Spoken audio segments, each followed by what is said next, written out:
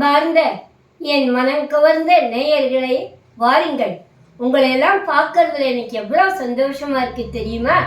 நான் உங்களுக்கு இனிமே தொடர்ந்து என்னால் முடிஞ்ச வரைக்கும் வாரத்தில் 2-3 நாளாவது தடிகை, பலகாரம், டிஃபன் வெரைட்டிஸ், நம்ம பண்டிகைகள், கலாச்சாரம் இதை பற்றிலாம் உங்களோட நான் ஷேர் பண்ணிக்க ஆசைப்படுறேன்.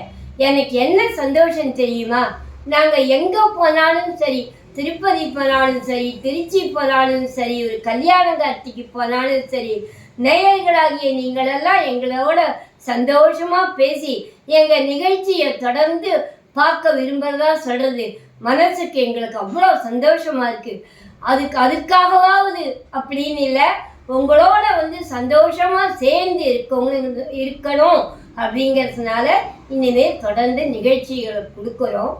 அதுக்கு முதல் படியாக இன்னைக்கு ஒரு சுவையான கொப்பரை பொடி உங்களுக்கு பண்ணி காமிக்க போகிறேன். இது வெயில் காலம். நம்ம வெயில் ரொம்பவே வாட்டி எடுத்துருது. இப்போ ஒரு வாரமாக தான் கொஞ்சம் அங்கே குளிர்ந்துருக்கு. மறுபடியும் வெயில் வாட்டும்.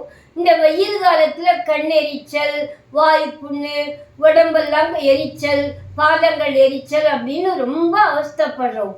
இதுக்கு தான் இந்த கொப்பரையும் கசகசாவும் சேர்ந்தா ரொம்ப நல்லது, எல்லாம் குளிர்ந்து இருக்கும் அப்படின்ட்டு நம்ம பெரியவா இந்த கொப்பரை பொடியை சொல்லியிருக்கா. அதோடு இல்லை, நம்ம உடம்புக்கு தேவையான புரோட்டீன், கார்போஹைட்ரேட், ஃபேட் எதுவானாலும் நம்ம ஆகாரத்து மூலமாக தான் எடுத்துக்கணும். அதுதான் நம்ம உடம்புக்கும் ரொம்ப நல்லது. இதெல்லாம் பெரியவாழா ஆச்சாரம்னு வச்சுருந்தா. அதுக்கப்புறம் இந்த ஆச்சாரங்கிறது கேலி பொருளாக போயிடுது. ஆனால் அதுதான் சரி, அதுதான் கரெக்ட் அப்படின்ட்டு இன்னைக்கு அறிவியல் அறிஞர்கள்லாம் தொடர்ந்து கட்டுரைகளை வெளியிட்டுட்டே இருக்கா. இன்னைக்கு கூட ஒரு பேப்பரில் நான் பார்த்தேன், இந்த புரத சத்துக்கள்லாம் ஆர்டிஃபிஷியல் ஃபுட்டில் எடுத்துட்டா பலன் தராது, அதனால் இதெல்லாம் நம்ம ஆகாரம் வழியாக தான் எடுத்துக்கணும், அதுதான் நல்லது அப்படி இந்த மாதிரி தினம் போட்டுருக்கா. அதனால் கூடுமான வரைக்கும் நம்ம இந்த தடிகையில் காலத்துக்கு ஏற்ற மாதிரி நம்ம சேர்த்துண்டு பொருள்களை சேர்த்துண்டு பெரியவா சொல்லியிருக்கிறபடி பண்ணலாம். இன்னைக்கு அதனுடைய முதல் படியாக தான் நான் இந்த கொப்பரைப்பொடி பண்ணி உங்களுக்கு காமிக்க போகிறேன். வாங்கோ, இந்த கொப்பரைப்பொடி எப்படி பண்ணுறதுன்னு உங்களுக்கு காமிக்கிறேன். இப்போ இந்த கொப்பரைப்பொடிக்கு தேவையான சாமான் 3 பருப்பு ஒரு அளவு வச்சுருக்கேன். ஒரு சின்ன கப்பு வச்சுட்டேன். அதே அளவு எண்ணெய் எடுத்துருக்கேன். கசகசா ஃபஸ்ட்டு இந்த கசகசா எவ்வளோ எடுத்துருக்கணும் அதே அளவு இப்போது துவரம்பருப்பு, அதுக்கப்புறம் பைத்தம்பருப்பு, உளுத்தம்பருப்பு, இது 3த்தையும் ஒரே அளவாக எடுத்துட்டுருக்கோம். கசகசா அளவு. மிளகு சீரகம் அதில் பாதி எடுத்துட்டுருக்கேன்.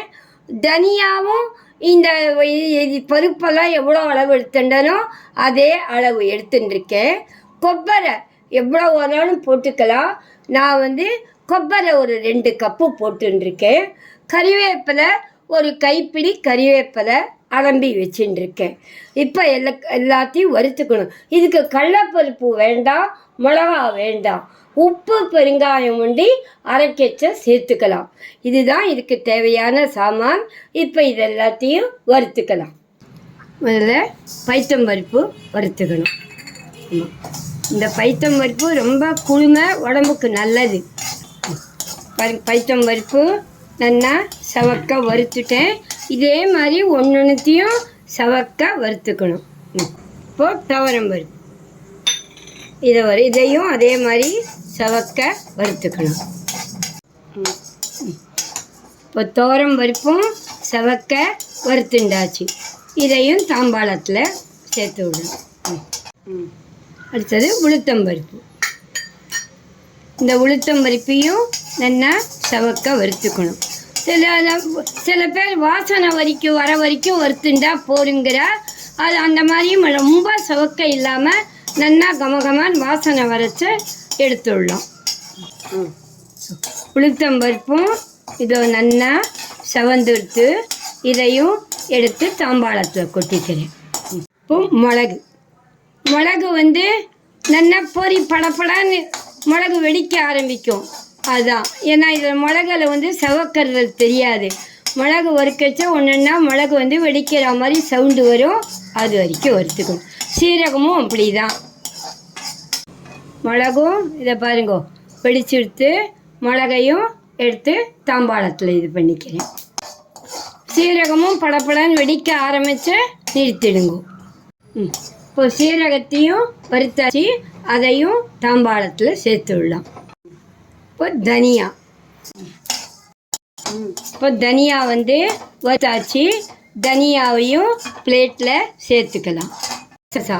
இந்த கசகசா வந்து இது பண்ணும்போது வெடிச்சு சதறும்.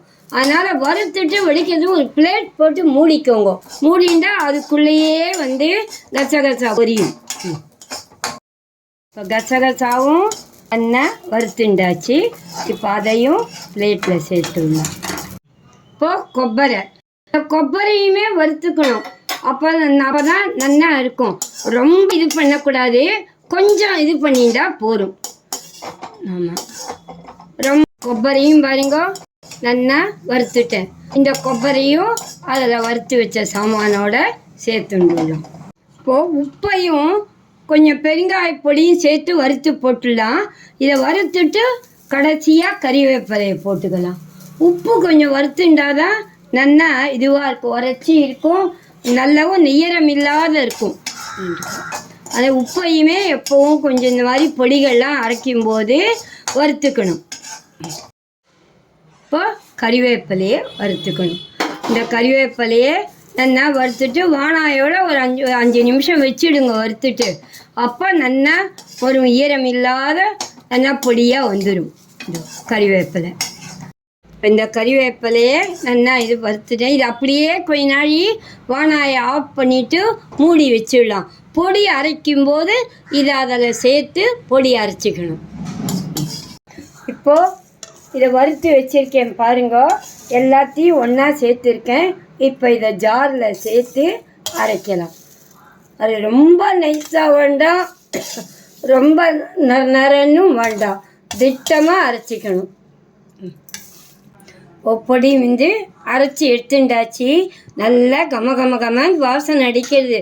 இப்போ பாருங்க, இதோ ரொம்ப நைஸாகவும் இல்லை, ரொம்ப நரனும் இல்லை, திட்டமாக அரைச்சிருக்கேன். இது வந்து நல்லா சாதத்தில் போட்டு நெய் குத்தி கலந்து சாப்பிட்லாம், கூட்டுக்கெல்லாம் தொட்டுண்டு சாப்பிட்லாம்.